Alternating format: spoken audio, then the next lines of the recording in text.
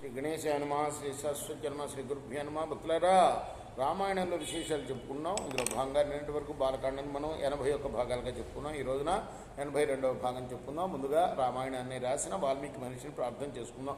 పూజంతం రామ రామేతి మధురం మధురాక్షరం ఆరుహ్య కవిజాస్యాకాం వందే వాల్మీకి కోకిలం అంజనానందనం వీరంజానకి శోకనాశనం కవీశమక్షంతారం వందే లంకాభయంకరం సదా నింబవృక్షస్య మూలాధివాసాత్ సుధాశ్రావిణం త్యక్తమప్యప్రియంతం తరుం కల్పవృక్షాదికం సాధయంతం నమామీశ్వరం సద్గురుం సాయినాథం. సాయిరామ్. నీ దయ నాయన. ఎక్కడ వరకు వచ్చావు?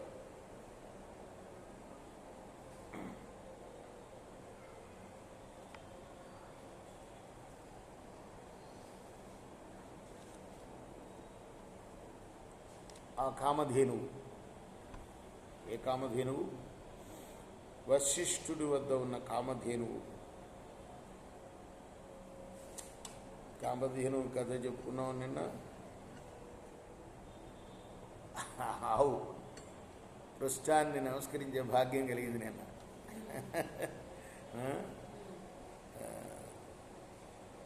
మరి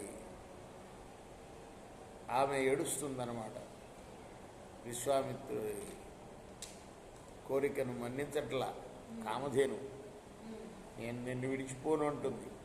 నేనేం అపకారం చేశాను, నన్ను విడిచేస్తున్నావు నువ్వు?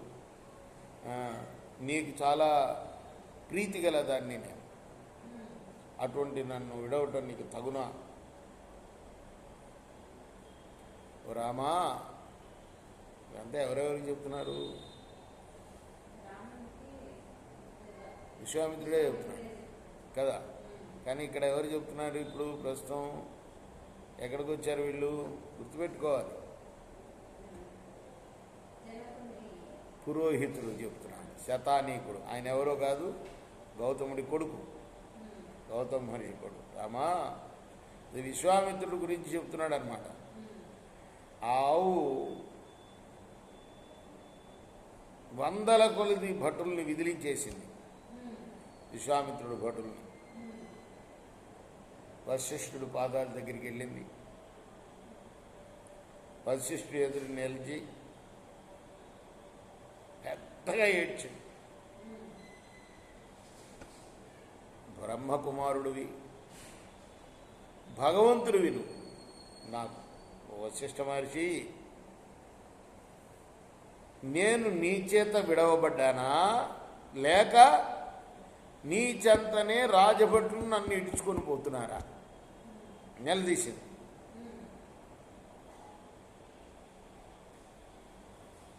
ఆ శబల, దాని పేరు కామధేను పేరు. ఆ శబలతో అప్పుడు బ్రహ్మర్షి అన్నాడు, నేను నిన్ను విడవలేదమ్మా. ఇక్కడ ఏం చెప్పారంటే,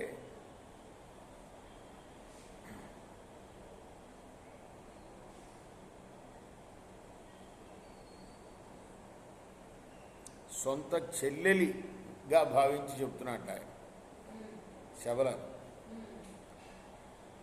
ఈ బలవంతుడైన ఈ మహారాజు విశ్వామిత్రుడు రాజుగా ఉన్నాడు. ఆయన బలాత్కారంగా నేను నా నుండి లాక్కొని పోతున్నాడమ్మా. ఆయనతో సమానమైన బలం నాకు లేదు. అలానే రాజు కాబట్టి నా తపోబలంతో నేను దండించలేను ఆయన్ని కదా. రాజుని దేవుడుగా కొలిచేవాళ్ళు ఎప్పుడు చెప్తున్నా. ఇప్పుడు కూడా ఇంగ్లాండ్ ప్రజలు రాజుని దేవుడుగా భావిస్తారు. అక్కడ మనం భావించట్లే. కానీ ప్రపంచంలో ప్రజాస్వామ్యం అక్కడే ఉంది, రాచరికం కూడా అక్కడే ఉంది. ఇప్పటికి కూడా రాజ వ్యవస్థ కంటిన్యూ అవుతుంది. రాజు అంటే దేవుడే. అక్కడ చెప్తున్నాడు, రాజు దేవుడు కాబట్టి ఆయన నేను శపించలేను. శపించే శక్తి ఉన్నది నాకు, కానీ శపించలేను రాజు కాబట్టి.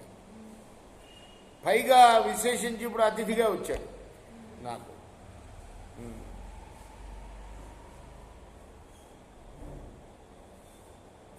మిగిలిన బలవంతుడమ్మా ఈయన ససేనగా వచ్చాడు, సేనతో పాటు. ఇలా వశిష్ఠుడు అంటే అంత సేన వాళ్ళ బంధించిపోతుంటే నేను విడిపించలేను అని చెప్తున్నాడు అన్నమాట.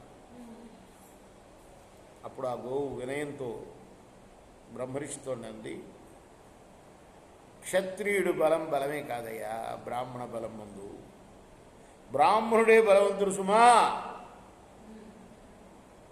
దివ్యమైన బ్రహ్మ బలమే క్షత్రియ బలం కన్నా మిగిలిన బలమైనది. నీ బలం అపరిమితము, నీకంటే బలవంతుడు కానే కాడు అతను. నీ తేజస్సు అది ఎదుర్కోరాని తేజస్సు సుమా, ఎవ్వరూ కూడా ఎదుర్కోలేరు. నన్ను నియోగించు నువ్వు, అతని బలమంతా కూడా అణిచేస్తాను. అంటే నన్ను నువ్వు నోటితో ఆజ్ఞాపించు, నేను వాళ్ళ సంగతి చూస్తాను ఉంటుందన్నమాట శబల.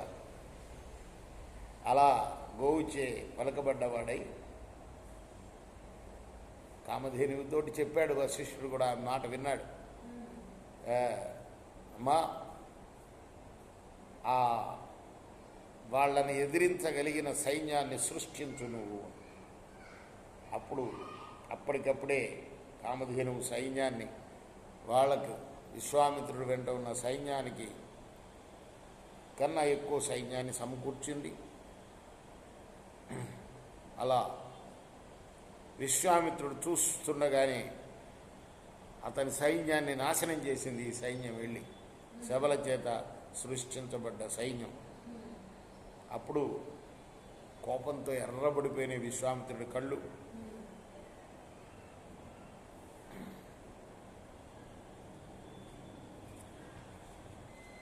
విశ్వామిత్రుడు కూడా ఆ కోపంతో మళ్ళీ సేనలను సృష్టించాడు. కామధేనువుడు కూడా మళ్ళీ సేనలను సృష్టించింది. ఇలా ఆ ప్రదేశం అంతా కూడా సైన్యంతో ఆక్రమింపబడింది. అయితే శబల సృష్టించిన సైన్యం ముందు నిలవలేకపోయింది.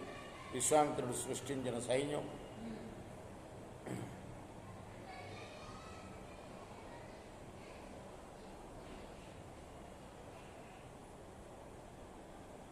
మళ్ళీ విశ్వామిత్రుడు సృష్టించాడు. అప్పుడు వశిష్ఠుడు తన గోవును మళ్ళీ ప్రేరేపించాడు. ఇలా సృష్టింపబడుతూనే ఉన్నారు రెండు వైపుల నుంచి కూడా.